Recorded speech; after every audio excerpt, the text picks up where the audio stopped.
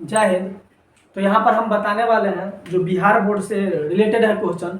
तो जो भी विद्यार्थी लोग क्लास 10th में है और मैट्रिक परीक्षा इस बार देने वाले हैं तो सेशन से जुड़िए। ये ट्रिगोनोमेट्री का क्वेश्चन है और बोर्ड में पूछा गया क्वेश्चन है, प्रीवियस ईयर क्वेश्चन है। मतलब इसका मतलब हुआ पिछले साल कभी न कभी पूछे हैं, है ना। 2017-18 में ये क्वेश्चन पूछा है।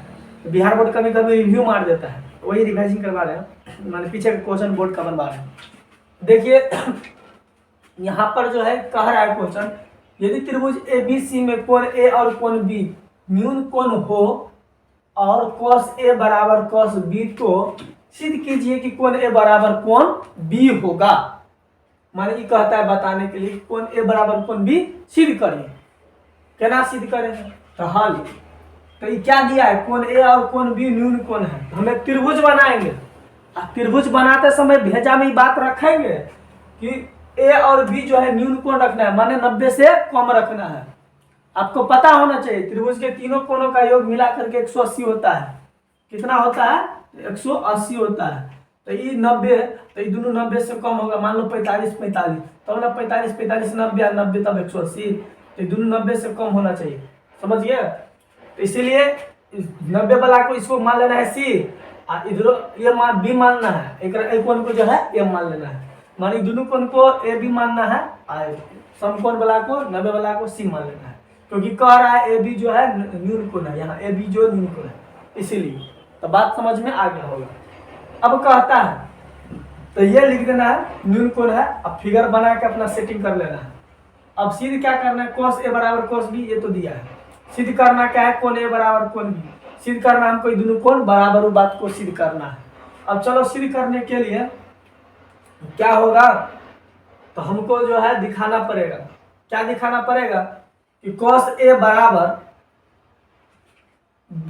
बराबर होता है b बट्टा एच। cos ए बराबर क्या है, cos थीटा बराबर क्या होता है, b बट्टा एच होता है, b बट्टा एच।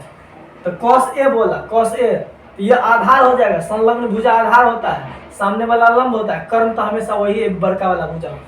समझिए, ध्यान रखना है। संलग्न भुजा जो इसके सटा सटा रहता है वो b बन जाता है, सामने वाला p बन जाता है, और ये भुजा जो है हमेशा क्या बन जाता है, कर्ण बन जाता है। तो देखेंगे तो क्या होगा, b बट्टा एच। तो b कितना आ गया यहाँ पर, AC आ गया, और h कितना आ गया, तो AB आ गया। ये सेट कर लिए।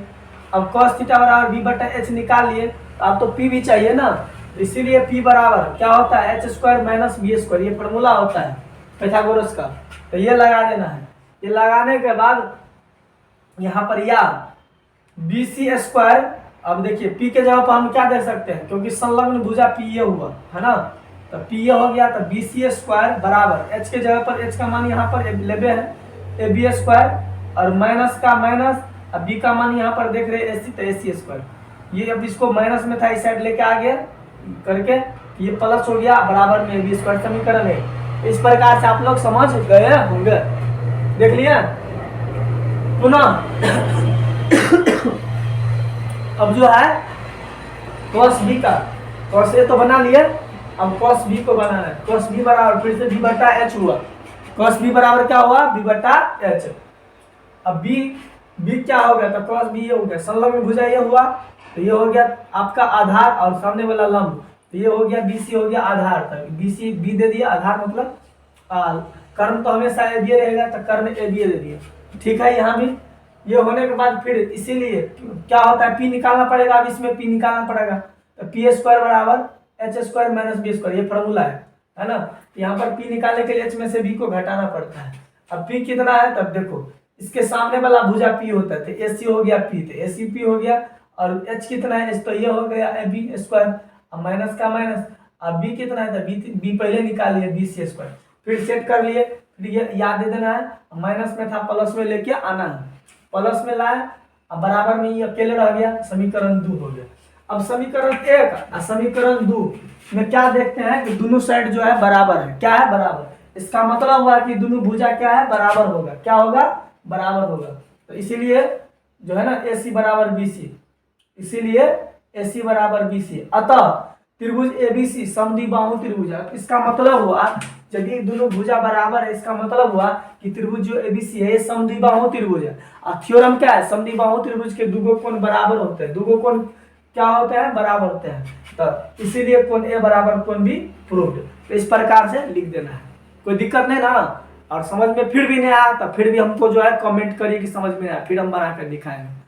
हो गया, धन्यवाद। लाइक कर देंगे आप लोग और सब्सक्राइब भी कर दीजिएगा।